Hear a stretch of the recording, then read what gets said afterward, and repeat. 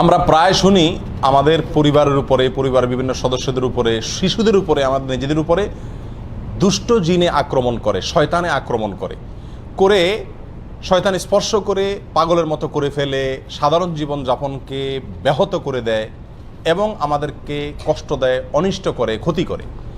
জিনের ক্ষতি, অনিষ্ট, দুষ্ট জিনের আক্রমণ থেকে বাঁচার জন্য কোরআন এবং সুন্নাহ অনুযায়ী বেশ কিছু আমল আছে। এরকম 12টি আমলের কথা আজ আমরা বলবো, যে আমলগুলো করার মাধ্যমে দুষ্ট জিনের আক্রমণ থেকে আমরা নিজেরা বাঁচতে পারবো, নিজেদের শিশু এবং পরিবারের সদস্য অন্যদেরকে আমরা আত্মরক্ষার ব্যবস্থা বাতলে দিতে পারবো ইনশাআল্লাহ। নাম্বার 1, 5 ওয়াক্ত সালাত সময় মতো সঠিকভাবে আদায় করতে হবে। 5 ওয়াক্ত সালাতের পাশাপাশি পরিপূর্ণভাবে ইসলামের উপরে চলার চেষ্টা করতে হবে, তাকওয়ার উপরে চলার চেষ্টা করতে হবে। তাহলে আল্লাহ তাআলা শয়তান থেকে আপনাকে বাঁচাবেন, রক্ষা করবেন।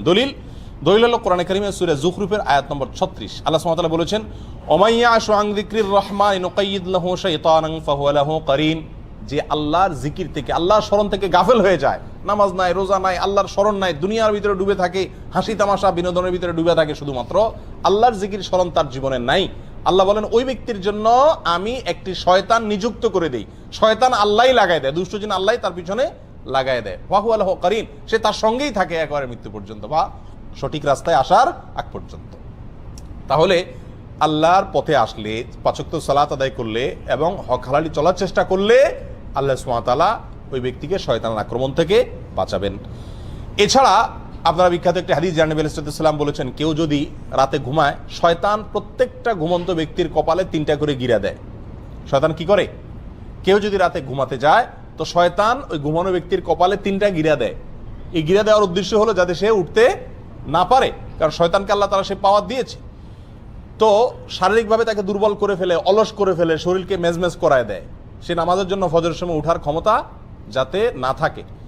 তখন সাহস করে ইমানি শক্তির বলে বলিয়ান হয়ে যদি কেউ উঠতে পারে, একটা গিরা খুলে যায়, এরপরে অজু করে নামাজ পড়তে গেলে বাকি গিরাগুলো খুলে যায়। খেয়াল করে দেখবেন যে ফজর নামাজ যদি পড়তে যান, ঘুম থেকে উঠে অজু করে, শরীরের ভিতরে যে একটা অলসতা ছিল পুরাটাই কেটে যায়, কারণ যে গিরাগুলো সব খুলে গেছে। তাহলে 5 ওয়াক্ত সালাতের মাধ্যমে কি করা যায়? শয়তানের আক্রমণ থেকে রক্ষা পাওয়া যায়। দ্বিতীয় করণীয় হলো, সকাল সন্ধ্যায় নবী আলাইহিস সালাম বহুত গুরুত্বপূর্ণ জিকির এবং দোয়া শিখাইছেন। নিয়মিত যদি কোনো পরিবারের সদস্যরা সকাল সন্ধ্যার এই দোয়াগুলা সব সময় করে, কোনো কষ্টের বিষয় না, খুব সহজ, তাহলে ওই পরিবারের সদস্যদেরকে আল্লাহ তাআলা জিনের আক্রমণ থেকে কি করেন? বাঁচান। সকাল সন্ধ্যার দোয়া অনেক, সেখান থেকে আমরা কয়েকটা এই সংক্রান্ত সরাসরি এই জিন বা দুষ্ট জিনের ক্ষতি থেকে বাঁচার জন্য যেগুলো কার্যকর, সেরকম কয়েকটি দোয়ার কথা বলবো। এর ভিতরে একটা দোয়া হলো, আউযু বিকালিমাতিল্লাহি তাম্মাতি মিন শাররি মা খালাক।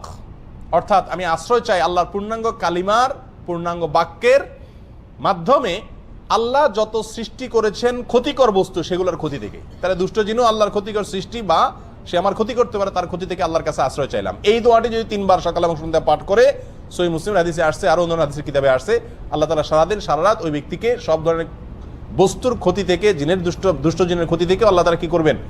রক্ষা করবেন। একই দোয়া সফরে গেলে, বিভিন্ন জায়গায়, নতুন কোনো জায়গায় গেলেও পড়ার কথা বলা আছে। তাহলে ওই জায়গায় অবস্থানরত জিন বা দুষ্ট কোনো শয়তান আপনাকে কি করতে পারবে না? আক্রমণ করতে পারবে না। আপনার পরিবারকে আল্লাহ বাঁচাবেন। আর এমনিও সাধারণ অবস্থাতে দোয়া বেশি বেশি পড়া উচিত, বিশেষ করে বাচ্চাদেরকে দোয়া পড়ে ফু দেওয়া উচিত। আউযু বিকালিমাতিল্লাহি তাম্মাতি মিন শাররি মা খালাক, 3 বার সকাল, 3 বার সন্ধ্যায়। সকাল সন্ধ্যা পাঠযোগ্য দ্বিতীয় আরেকটি আমল হলো আয়াতুল কুরসি পাঠ করা। আয়াতুল কুরসি এমন একটি আমল, নগদ ফায়দা হয় জিনের রোগীকে এই আয়াতুল কুরসি পড়ে ঝাড়ফুঁক করলে, এবং এটা বিশেষ ব্যক্তিরাই করতে হবে এমন কোনো কথা নাই, বরং আমরা সবাই করতে পারি। নবী আলাইহিস সালাম আমাদের সবার জন্য শিখাইছেন, বলে দেন নাই যে শুধুমাত্র যারা ঝাড়ফুঁক করে তারাই করবে, যার কারণে আমরা সবাই এই আমলগুলো করতে পারি। আয়াতুল কুরসি এটা 3 সময় বিশেষভাবে পড়ার কথা আছে। এক হলো সকাল এবং সন্ধ্যায়, আরেকটা হলো যে 5 ওয়াক্ত নামাজের পরে একবার করে, আরেকটা হলো শোয়ার সময়। শোয়ার সময় যদি কেউ আয়াতুল কুরসি পড়ে, তো আল্লাহ সুবহানাহু ওয়া তাআলা তাকে সারা রাত শয়তানের আক্রমণ থেকে বাঁচায় রাখেন। এবারে একটা মজার ঘটনা বর্ণিত আছে আবু হুরায়রা রাদিয়াল্লাহু তাআলা আনহু থেকে। আবু হুরায়রা রাদিয়াল্লাহু তাআলা আনহুকে রাসূল আকরাম সাল্লাল্লাহু আলাইহি ওয়াসাল্লাম একবার যাকাতের মাল পাহারাদারি করার জন্য রাতে নাইট গার্ড হিসাবে নিয়োগ দিলেন। তিনি রাতে পাহারাদারি করতেছিলেন, হঠাৎ করে ওই মাল পাহারাদারি করার অবস্থায় দেখলেন যে একটা লোক আসলো, আয়সা ওখান থেকে কিছু মাল নিয়ে চলে যাচ্ছে। তিনি খপ করে ধরলেন, ধরে বললেন, এই মিয়া, যাকাতের মাল থেকে তুমি চুরি করতেছো? তখন বললো যে, ভাই আমি খুব গরিব মানুষ, আমার বাচ্চা কাচ্চা খাইতে পায় না, আমার ছেড়ে দেন, আমি খুব কষ্টে আছি। ওনার দয়া হয়েছে, ছেড়ে দিছে। পরের দিন তিনি রাসূলুল্লাহ আকরাম সাল্লাল্লাহু আলাইহি ওয়াসাল্লামের কাছে ঘটনাটা বলার পর রাসূলুল্লাহ আকরাম সাল্লাল্লাহু আলাইহি ওয়াসাল্লাম বললেন, ওই লোকটা তোমার মিথ্যা কথা বলছে, সে দেখবা আবার আসবে। ঠিকই পরের দিন আবার আসছে এবং একইভাবে একই সে সুর তুলছে। তখন তিনি খুব শক্তভাবে ধরলেন, আবার সে অনুনয় করার পরে ওনার দিলেন মায়া হলো, ছেড়ে দিলেন। পরের দিন রাসূলুল্লাহ আকরাম সাল্লাল্লাহু আলাইহি ওয়াসাল্লামের কাছে যাওয়ার পরে আবার বললেন, ইয়া রাসূলুল্লাহ, একইভাবে আসছে। রাসূলুল্লাহ আকরাম সাল্লাল্লাহু আলাইহি ওয়াসাল্লাম বললেন যে কি বলছে, বলে এটা বলছে। তখন তিনি বললেন যে সে মিথ্যা কথা বলছে, আবার আসবে। 3 নম্বর দিন আবার আসছে। আসলে আবু রাদিয়াল্লাহু তাআলা এই বাদ ধরছে, ভালো করে জাবড়ায়, তোমার আজকে আর ছাড়তেছি না, আমি রাসূলুল্লাহ আকরাম সাল্লাল্লাহু আলাইহি ওয়াসাল্লাম নিয়েই ছাড়বো আজকে তোমাকে, মিথ্যা কথা বলো প্রতিদিন তুমি। তখন সে বলতেছে, ভাই আমি তোমাকে একটা খুব বড় গুরুত্বপূর্ণ জিনিস শিখাই দেব, আত্মরক্ষার জন্য বিরাট একটা সূত্র তোমাকে বলে দিব, তুমি আমাকে সেই বিনিময়ে ছেড়ে দাও। তো বললেন যে কি বলে দিবা বলো দেখি। তখন এই লোকটা বললো যে দেখো, তুমি যদি প্রতিদিন রাতে শোয়ার সময় আয়াতুল কুরসি পড়ো আর পড়ে ঘুমাও, তো শয়তান তোমাকে অ্যাটাক করতে পারবে না, আল্লাহ তাআলা তোমাকে হেফাজত করবেন ফেরেশতাদের মাধ্যমে, আল্লাহ তাআলা তোমাকে হেফাজত করবেন। এই কথা শোনার পরে আবু রাদিয়াল্লাহু চিন্তা করছেন যে একটা ভালো জিনিস শিখেছে যখন ছেড়ে দিস। তখন পরের দিন যাওয়ার পরে নবী আলাইহিস সালাম জিজ্ঞেস করলেন, কি খবর তোমার আসামির? আবু হুরায়রা বললেন, ইয়া রাসূলুল্লাহ, আসামি তো আবারও আসছে, আবারও ধরছি, তবে সে আমার একটা জিনিস শিখাইছে, এই জন্য তারা ছেড়ে দিছি। রাসূলুল্লাহ আকরাম সাল্লাল্লাহু আলাইহি ওয়াসাল্লাম বলেন যে কি শিখাইছে? বলেন যে এই জিনিস বলছে। তখন রাসূলুল্লাহ আকরাম সাল্লাল্লাহু আলাইহি ওয়াসাল্লাম বলছেন যে দেখো, ও হলো শয়তান, ও তো সত্য কথা কখনো বলে না, তবে এই কথাটা সত্য বলছে, এটা ঠিকই বলছে যে আয়াতুল কুরসি বললে সে তোমার ক্ষতি করতে পারবে না, এই চুরি দাড়ি যা দেখতেছো সব ক্ষতি থেকে বাঁচতে পারবা আয়াতুল কুরসি রাত্রে পড়লে, এটা মহৌষধের মতো কাজ করে। আর সকাল সন্ধ্যা আয়াতুল কুরসির ভরও হাদিসের ভিতরে বর্ণিত আছে যে ব্যক্তি আয়াতুল কুরসি সকাল এবং সন্ধ্যায় একবার করে পড়বে, আল্লাহ সুবহানাহু ওয়া তাআলা শয়তান থেকে রক্ষা করবেন, তারগীব এবং তারহিবে হাদিসটি বর্ণিত হয়েছে। আর 5 ওয়াক্ত সালাতের পরেও আছে, অতএব আয়াতুল কুরসি পড়বো। সকাল সন্ধ্যা আমলের ভিতরে আরেকটি আমল আছে, যে আমলটি হলো সূরা ইখলাস 3 বার, সূরা ফালাক 3 বার, সূরা নাস 3 বার। এগুলো 3 বার যদি পাঠ করা হয় সকালে এবং সন্ধ্যায়, আল্লাহ তাআলা সব কিছুর ক্ষতি থেকে বাঁচায় রাখেন। সুনান আবু দাউদ এবং তিরমিজিতে হাদিসটি বর্ণিত হয়েছে। 3 বার কুল হুয়াল্লাহ, 3 বার সূরা কুল আযুর ফালাক এবং 3 বার কুল আযুর রাব্বিন নাস। সকালে 3 বার, সন্ধ্যায় 3 বার, ইনশাআল্লাহ সব কিছুর ক্ষতি থেকে আপনি বাঁচবেন। 4 নম্বর সকাল সন্ধ্যার আমল হলো বিসমিল্লাহিল্লাযী লা ইয়াদুররু মা ইসমিহি শাইউন ফিল আরদি ওয়ালা ফিস সামা ওয়া হুয়াস সামিউল আলিম। এই দোয়াটি সকালে 3 বার, সন্ধ্যায় 3 বার পাঠ করা। দোয়ার অর্থ হলো, ওই আল্লাহর নামে আমি শুরু করতেছি সকাল বা সন্ধ্যা, যে আল্লাহর নামে কোনো কিছু কোনো ক্ষতি করতে পারে না। এই দোয়া সকালে 3 বার, সন্ধ্যায় 3 বার পাঠ করলো, আল্লাহ তাআলা হেফাজত করেন। তাহলে সকাল সন্ধ্যার দোয়াগুলো পাঠ করলে জিনের, দুষ্ট জিনের আক্রমণ থেকে বাঁচা যায়। বিশেষ করে এই 4টি দোয়ার কথা বললাম। তাহলে 2টি আমল গেল। 1 নম্বর আমল হলো যে 5 ওয়াক্ত নামাজ এবং হক হালালি তাকওয়ার উপরে চলার চেষ্টা করা। 2 নম্বর আমল হলো সকাল সন্ধ্যার দোয়াগুলো নিয়মিত পড়ার চেষ্টা করা, বিশেষ করে এই দোয়াগুলো। 3 নম্বর আমলে আসি। 3 নম্বর আমল হলো খাবার গ্রহণ করার সময় বিসমিল্লাহ পাঠ করা। কারণ হাদিসে আসছে, নবী আলাইহিস সালাম বলেছেন, সহিহ মুসলিমে বর্ণিত হয়েছে, যদি কেউ খাদ্য গ্রহণের সময় বিসমিল্লাহ না বলে, তখন শয়তান ওই তার খাবারে যোগ দেয় এবং তার সঙ্গে খাবারে অংশগ্রহণ করে। তাহলে শয়তান থেকে, আপনার খাবার থেকে বাঁচাইতে চাইলে খাবার শুরুতে কি পড়তে হবে? বিসমিল্লাহ। এবং সবাইকে এটা শিখাইতে হবে পরিবারের, যে বিসমিল্লাহ ছাড়া কোনো খাবার শুরু করা যাবে না। একইভাবে ঘরে প্রবেশের সময় বিসমিল্লাহ পড়ে প্রবেশ করতে হবে, কারণ এই বিষয়ে হাদিসে বর্ণিত হয়েছে, নবী আলাইহিস সালাম বলেছেন যে ঘরে ঢোকার সময় যদি কেউ বিসমিল্লাহ বলতে ভুলে যায়, তখন শয়তানের দলনেতা বলে যে এই বাসায় আজকে থাকার এবং রাত্রে এদের সাথে খাওয়ার সুযোগ হয়ে গেল, ঢুকো সবাই। দলে দলে আপনার সাথে শয়তান ঢুকে পড়ে এবং আপনার ক্ষতি করে। আর যদি বিসমিল্লাহ কেউ পড়ে, তখন শয়তান আর তার দলনেতারা বলে যে আজকে এই বাসায় থাকার এবং খাওয়ার সুযোগ হইল আর না। এই জন্য বাসায় যতজন ঢুকবে, যে কোনো রুমে থাকবেন, আপনি ঢুকার সময় কি পড়বেন? বিসমিল্লাহ পড়বেন। 4 নম্বর আমল হলো হাই আসলে হাত দেওয়া বা কিছু দিয়ে মুখ ঢাকা। এটা পরীক্ষিত, যাদেরকে জিনে আক্রমণ করে এরকম বহু রোগীকে দেখেছি আমরা, যে তারা বেশি বেশি হাই তোলে ওই সুযোগে জিন বা দুষ্ট জিন, শয়তান মানুষের শরীরে প্রবেশ করে মানুষের ক্ষতি করার চেষ্টা করে। এই জন্য হাই তোলার সময় হাত দিতে হবে। নবী আলাইহিস সালাম এটা শিখাইছেন, সহিহ মুসলিম, আবু দাউদে হাদিসটি বর্ণিত হয়েছে। তোমাদের কেউ যদি হাই তোলে, সেই জন্য তার মুখে হাত দিয়ে বা কোনো কিছু দিয়ে বাধা দেয়, কারণ হাই তোলার সময় শয়তান প্রবেশ করে। তাহলে হাই তোলার সময় হাত দিতে হবে। 5 নম্বর আমল হলো ঘুম থেকে উঠার পর অজু করার সময় নাকে পানি দিয়ে নাক ঝাড়া। কারণ হাদিসে আসছে, রাত্রে যখন মানুষ ঘুমায়, নাকের বাঁশির ভেতরে শয়তান গিয়ে বাসা বাঁধে। যদি নাকে পানি দিয়ে ঝাড়ে 3 বার, তখন সে বের হয়ে যেতে বাধ্য হয়। 6 নম্বর আমল হলো শয়তান এবং দুষ্টজিনের আক্রমণ থেকে বাঁচার জন্য পরিষ্কার পরিচ্ছন্নতা অবলম্বন করা। কারণ অপরিষ্কার এবং নোংরা জায়গায় শয়তানের অবস্থান থাকে। এ বিষয়ে বিভিন্ন বর্ণনা পাওয়া যায় এবং আল্লামা ইবনে তাইমিয়া রাহিমাহুল্লাহ বলেছেন, সাধারণত দুষ্ট জিনেরা ময়লা আবর্জনা, মলমূত্র ত্যাগের খারাপ জায়গা এগুলোতে থাকে।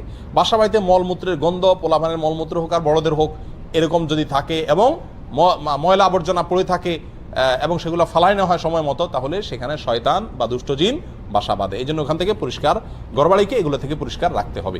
7 নম্বর আমল হলো পেশাব পায়খানা দুষ্ট জিনের বড় একটা আখড়া। এটা পরীক্ষিত একটি বিষয়। সাহাবা একরামের যুগে এক লোক আক্রমণের শিকার হয়েছেন টয়লেটের ভেতরে, এবং নবী আলাইহিস সালাম থেকে সুস্পষ্টভাবে বর্ণিত হয়েছে হাদিসে বিষয়ে যে টয়লেটে, পেশাব পায়খানার জায়গাতে, বাথরুমের ভিতরে দুষ্ট জিন তার বাসা বাঁধে, নোংরা জিনেরা বাসা বাঁধে। সেই জন্য টয়লেটে যাওয়ার সময় দোয়া পড়লে তার ক্ষতি থেকে বাঁচা যায়। দোয়াটা কি? আল্লাহুম্মা ইন্নী আউযু বিকা মিনাল খুবুসি ওয়াল খাবাইস। খুবুস আর খাবাইস বলতে দুষ্ট জিনকেই বোঝানো হয়েছে। আল্লাহ, আমি আপনার কাছে আশ্রয় চাই দুষ্ট জিনের আক্রমণ থেকে। এটা বাথরুমে ঢোকার আগে পড়তে হয়। কেন? টয়লেটে ঢোকার আগে এই জন্য পড়তে হয় যে ওইটার ভিতরে দুষ্ট জিনের আখড়া থাকার আশঙ্কা আছে এবং আপনাকে সে কোনোভাবে ক্ষতিগ্রস্ত করতে পারে। 8 নম্বর আমল হলো ঘরে বেশি বেশি কোরআন তেলাওয়াত করা, বিশেষ করে সূরা বাকারা তেলাওয়াত করা। কোরআন তেলাওয়াত আপনারা এই দেশে দেখবেন যে জিনের রোগীদের যারা চিকিৎসা করে, যে সমস্ত ওলামা একরাম ঝাড়ফুঁক করে, তাদের মেইন ঝাড়ফুঁক থাকে কি? কোরআন তেলাওয়াত করে। এবং কোরআন তেলাওয়াত করলে যাদের ভিতরে জিনের সমস্যা আছে এরা পাগলের মতো ছটফট করতে থাকে এবং একটা পর্যায়ে সুস্থ হয়ে যায়। একবারে চোখের সামনে এরকম ঘটনা আপনারা শত শতবার দেখছেন যারা সৌদি আরবে আছেন। তো কোরআন তেলাওয়াতের আমলের মাধ্যমে দুষ্ট জিন থেকে বাঁচা যায়। ঘরে কোরআন তেলাওয়াতের সিস্টেম চালু রাখতে হবে, নিজেরা না পারলে রেকর্ড করা কোরআন তেলাওয়াত চালা রাখতে হবে, তবুও কোরআন তেলাওয়াতের অভ্যাস ঘরের ভিতরে চালু করতে হবে, বিশেষ করে সূরা বাকারা। কারণ সূরা বাকারার এক্ষেত্রে বিশেষ কার্যকর ক্ষমতা আছে। আল্লাহ সুবহানাহু ওয়া তাআলা সূরা বাকারার মাধ্যমে দুষ্ট জিনের আক্রমণ থেকে মানুষকে বাঁচান। কারণ হাদিসে আসছে, নবী আলাইহিস সাল্লাম বলেছেন, সহিহ মুসলিম হাদিসটি বর্ণিত হয়েছে, যেই ঘরে যেই বাসায় সূরা বাকারা তেলাওয়াত করা হয় ওই বাসাকে আল্লাহ তাআলা শয়তানের আক্রমণ থেকে বাঁচায় রাখেন। আর পরীক্ষিত আমরা দেখেছি বহু দুষ্ট জিনের আক্রমণ আছে। আমি ব্যক্তিগতভাবে অনেককে এই আমলটা দিছি এবং ফলাফল জানাইছেন যে নগদ ফলাফল পাইছেন। সূরা বাকারা যতক্ষণ পড়ছে তখন মতো জিনের আক্রমণ করা রোগীর কোনো ক্ষতি হয়নি, আত্মরক্ষাও করা যায়, চিকিৎসাও হয় এর মাধ্যমে। 10 নম্বর আমল হলো কোনো গর্তে পেশাব পায়খানা না করা। অনেকে ইচ্ছাকৃত ওই রাস্তার আশেপাশে, বিশেষ করে গ্রামে গঞ্জে গেলে দেখা যায় গর্তে টর্তে পেশাব করে। গর্তে পেশাব করা নিষেধ। এক হাদিসে গর্তে পেশাব করতে নিষেধ করা আছে, নবী আলাইহিস সালাম নিষেধ করেছেন। একজন বিখ্যাত তাবি কাতাদাকে জিজ্ঞাসা করা হয়েছে এর কারণ কি হতে পারে, কেন গর্তে পেশাব করতে নিষেধ করা হয়েছে হাদিসে। তখন তিনি বললেন যে গর্তে পেশাব করতে নিষেধ করা হয়েছে এই জন্য যে অনেক গর্তে শয়তান তার বাসা বাঁধে, তার আশ্রয় থাকে। তার গায়ে পেশাব করলেন, আপনার গোটা পরিবারের উপর আক্রমণ করে বসলো এবং গোটা জীবনটাই আপনার একেবারে ধ্বংসের দ্বার প্রান্তে নিয়ে গেল। এরকম ক্ষতির আশঙ্কা থাকে, যেন গর্তে পেশাব না করা। 10 নম্বর আমল হলো ঘরে কোনো সাপ দেখলেই হুট করে না মারা। ঘর বাড়িতে, বাইরে রাস্তাঘাটে আপনি জঙ্গলে দেখলে মারেন ভিন্ন কথা, কিন্তু ঘর বাড়িতে যদি কোনো সাপ দেখেন তাহলে সেই সাপটা সাধারণ সাপ না হয়ে জিন হওয়ার সম্ভাবনা আছে। কারণ এ ব্যাপারে নবী আলাইহিস সালামের হাদিসে পরিষ্কারভাবে বলা আছে, যদি ঘরে বাড়িতে কোনো সাপ দেখো তোমরা, তাহলে হুট করে মারতে যাবে না। কারণ ঘর বাড়িতে যে সাপ দেখা যায় সচরাচর, এটা অনেক সময় জিন হওয়ার সম্ভাবনা থাকে। তাহলে কি করবেন? রেখে দিবেন আপনাকে কামড় দেওয়ার আগ পর্যন্ত? না, কয়েকটা করণীয় আছে। এর ভিতরে একটা হলো তাকে বলবেন নিজের ভাষায়, আল্লাহ তাকে আপনার ভাষা বোঝার ক্ষমতা দিয়েছেন, আপনি বলবেন যে যদি তুমি জিন হয়ে থাকো জলদি সরে যাও। যদি তখন আপনার কথা শুনে সরে যায় তাহলে বুঝবেন জিন, আর যদি না সরে তাহলে এবার আপনি সাধারণ সাপ হিসাবে তাকে কি করতে পারেন? মারতে পারেন। আর যদি অস্বাভাবিক জায়গা থাকে, বিছানা শুয়ে রয়েছে কথার কথা, তাহলে সাপের তো বিছানা শোয়ার কাম না, তার কাজ তো হলো ব্যাঙের পিছনে দৌড়ানো, পোকামাকড়ের পিছনে দৌড়ানো। তো যদি এখানে শুয়ে থাকে তাহলে বোঝা যাবে যে এটা একটা আলামত, এটা জিন হওয়ার সম্ভাবনা আছে। ওই পদ্ধতি অবলম্বন করবেন। আর তা না হলে আপনি অবশ্যই তাকে হত্যা করবেন তার ক্ষতি থেকে বাঁচার জন্য। তাহলে ঘর বাড়িতে সাপ দেখলেই হুট করে মারতে না যাওয়া। এদেরকে ক্ষতি করলে এরা গোটা পরিবারের পেছনেই লেগে যেতে পারে। 11 নম্বর আমল হলো স্ত্রী মিলনের সময় দোয়া পাঠ করা। আল্লাহুম্মা জান্নিবনা ওয়া জান্নিবিশ শাইতানা মা রাযাকতানা। আল্লাহ আমাকে, আমাদেরকে, স্বামী স্ত্রী উভয়কে এবং আমাদেরকে মিলনের মাধ্যমে যে সন্তান দান করবেন, সেই সন্তানকে আপনি শয়তানের আক্রমণ থেকে বাঁচান, রক্ষা করেন। এই দোয়া পড়লে আল্লাহ তাআলা স্বামী স্ত্রীকে এবং তাদের মিলনের মাধ্যমে যে সন্তান দুনিয়াতে আসে তাদেরকে শয়তানের আক্রমণ থেকে কি করেন? হেফাজত করেন। অতএব এই দোয়াটা পড়তে হবে।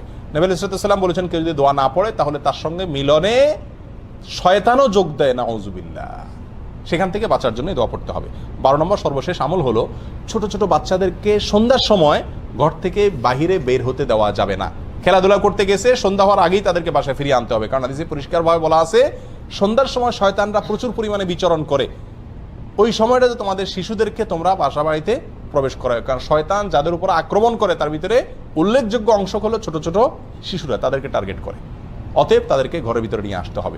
এই 12টি আমল যদি নিয়মিত করা যায়, ইনশাআল্লাহ শয়তান থেকে আত্মরক্ষা সম্ভব।